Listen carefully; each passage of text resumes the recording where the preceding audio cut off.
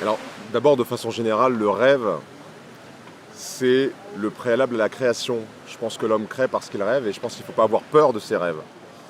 Euh, Mon rêve, à moi, ça a été de pouvoir mieux connaître les gens, mieux connaître leur environnement pour connaître le mien, parce que je me suis toujours perçu comme connecté avec l'autre. Et l'autre a toujours été important pour moi. Et donc, ce qui m'a conduit, je crois, à choisir ce métier de journaliste, à le faire de diverses manières, mais à arriver finalement à une forme de documentaire de société qui privilégiait vraiment l'écoute, temps, la profondeur des thématiques traitées. C'est vraiment cette volonté et ce rêve qui était de vraiment connaître les gens, de prendre le temps de les écouter sans les juger a priori, et d'avoir voilà, des éléments qui me permettaient de fonder ensuite une conviction. Mais d'abord l'écoute, d'abord le partage.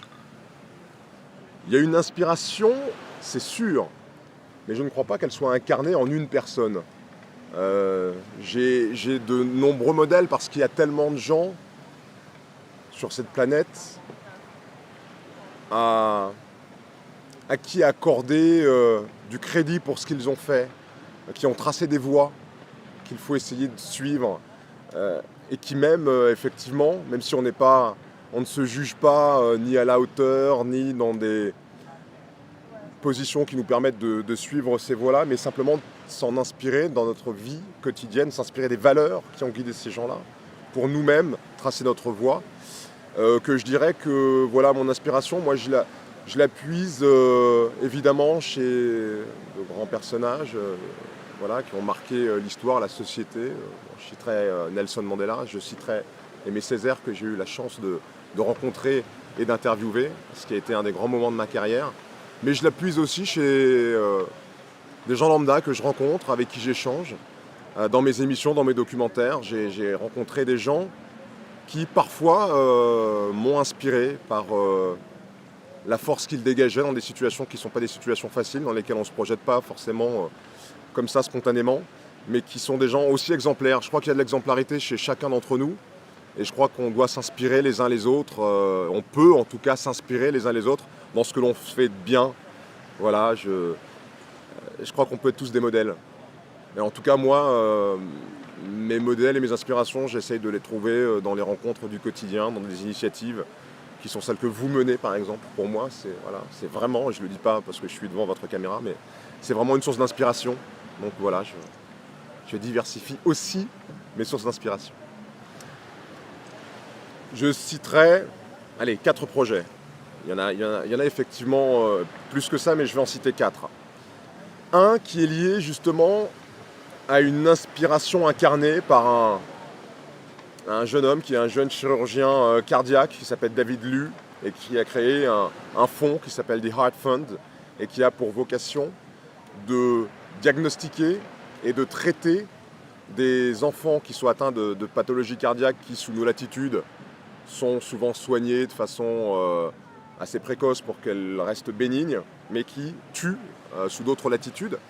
Et le parcours de ce garçon voilà, m'a vraiment, pour le coup, inspiré et donné envie de l'aider comme je le pouvais dans ce qu'il fait, à savoir récolter des fonds pour mettre en place des missions de terrain et d'aller dans ces pays, pas faire venir les enfants chez nous, mais aller dans ces pays pour soigner ces enfants. Il y a 1 million d'enfants qui naissent chaque année avec des pathologies cardiaques, c'est la première cause de mortalité au monde et ça mérite évidemment qu'on s'y intéresse. Deuxième champ qui là est plus quelque chose dont je crois que c'est essentiel, et je veux parler de l'éducation. Je suis depuis plus d'1 an une école pilote qui est la première école privée dans un quartier de banlieue défavorisé. Les écoles privées doivent aussi pouvoir exister en banlieue. Il y a cette opération pilote à Montfermeil avec des parents qui sont prêts, même s'ils n'ont pas beaucoup de moyens, à payer pour que leurs enfants soient bien pris en charge, pour qu'ils soient écoutés, pour que l'enseignement soit fait de façon un peu plus individualisée, pour leur donner goût à l'école, pour leur donner goût à l'apprentissage. Et ça marche vraiment très bien. Ils sont en train d'essayer de viraliser ce modèle. Et je les soutiens. Je suis le parrain de cette école qui s'appelle le cours Alexandre Dumas. Et voilà, ça c'est une autre action. Troisième action, était engagé par une femme incroyable. Une femme qui a très bien réussi dans la vie, qui a d'énormes moyens et qui a été confrontée à la maladie, au cancer, et qui s'en est sortie.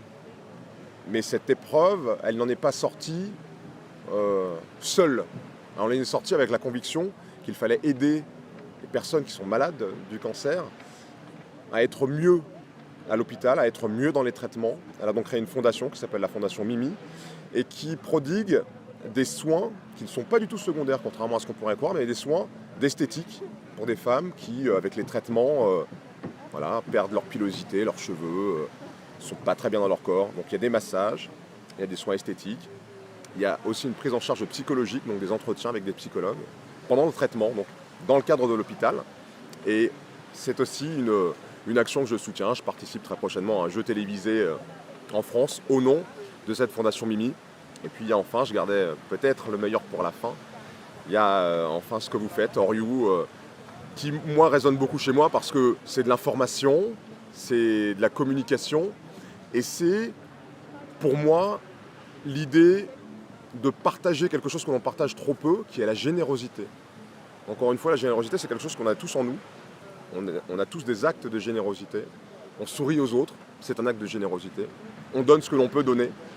Mais on a tous les jours des gestes de générosité, soit sans s'en rendre compte, soit en les cachant. Il y a des gens qui donnent beaucoup, et qui cachent. Il ne faut pas cacher. Il faut rendre toute sa noblesse à la générosité. Il faut inspirer aussi par la générosité. Si on ne le dit pas et si on cache, on ne peut pas inspirer. Les autres ne savent pas.